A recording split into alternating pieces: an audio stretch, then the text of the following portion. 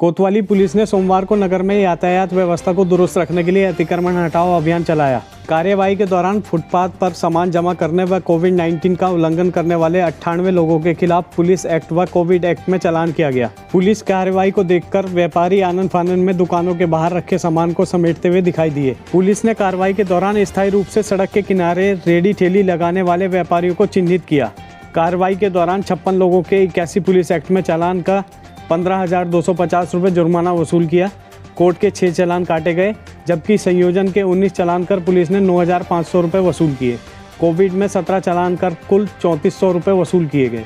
कार्रवाई के दौरान शहर कोतवाल राजीव रोहतान, SSI कुलवंत सिंह, चौकी प्रभारी बाजार अर्जुन सिंह गोसाई, SI सनोज कुमार, SI रवि प्रसाद कवि, SI सर्वेश कुमार आदि मौजूद रहे। बीते रविवार की सुबह चमोली के नीति घाटी में ग्लेशियर टूटने से ऋषि गंगा प्रोजेक्ट में काम करने वाले मजदूर लापता हो गए, जिसमें ऋषि गंगा प्रोजेक्ट में काम करने वाले 9 लोग कालसी विकास खंड के हैं।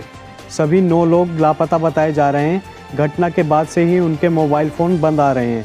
लापता लोगों के संबंध में परिजनों के द्वारा तहसील मुख्यालय कालसी को सूचना दे दी गई है। साथ ही परिजन मोबाइल फ़ोन के साथ ही अन्य सूचना तंत्रों के माध्यम से लापता हुए लोगों के संबंध में जानकारी ले रहे हैं। घटना के बाद से ही परिजनों का रो कर बुरा हाल है। पूरा क्षेत्र गम में डूबा हुआ है। परिजन अपनों के आने का इंतजार कर रहे हैं। लापता हुए लोगों में 2 युवक पंजिया गांव के 2 सगे भाई हैं। इन दोनों भाइयों में से बड़े भाई संदीप चौहान की मई माह में शादी होनी है। इसके अलावा गांव के 2 अन्य युवक भी हाइड्रो प्रोजेक्ट में मजदूरी का काम करते हैं। लापता हुए सैया निवासी जगदीश के पिता की कुछ समय पहले ही मृत्यु हो गई थी, जिस कारण घर की जिम्मेदारी उसी के कंधों पर आ गई थी। कालसी विकास खंड के ये लोग हैं लापता: संदीप चौहान, जीवन सिंह चौहान पुत्र जौहर सिंह निवासी पंजिया, हर्ष चौहान पुत्र पूरण सिंह चौहान निवासी पंजिया, कल्याण सिंह पुत्र कल सिंह निवासी पंजिया, विक्रम सिंह पुत्र स्वर्गीय नारायण सिंह निवासी पाटा, सरदार सिंह पुत्र जूमा निवासी फटेऊ, जगदीश तोमर पुत्र स्वर्गीय धूम सिंह निवासी सैया, अनिल पुत्र थेपा निवासी ददोली, अनिल पुत्र भक्तु निवासी ददोली। SDM कालसी ने बताया कि लोगों की सूचना पर मिसिंग लोगों के संबंध में जिला कंट्रोल रूम को अवगत करा दिया गया है। बता दें कि प्राकृतिक आपदा में 197 लोग लापता हैं, जिनमें से 35 लोग टनल में हैं, जिन्हें रेस्क्यू करने का अभियान जारी है।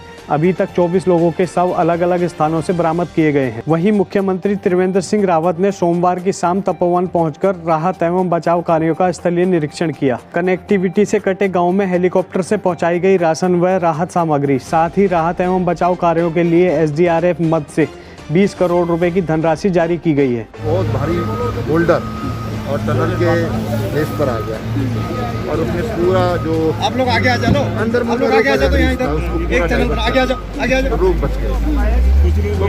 अभी ये लोग 72 घंटे तक संभावना पूरी होती है, क्योंकि तो टनल काफ़ी लंबी है, तो ऐसा लगता है कि ऑक्सीजन की भी उसमें कमी नहीं होगी और ये लोग सुरक्षित। सर अभी तक 197 लोग की स्थिति है कि 180 मीटर के बाद एक बेंड है, तो उसमें हमने पूरा मलबा क्लियर करा लिया करीब 80 मीटर का।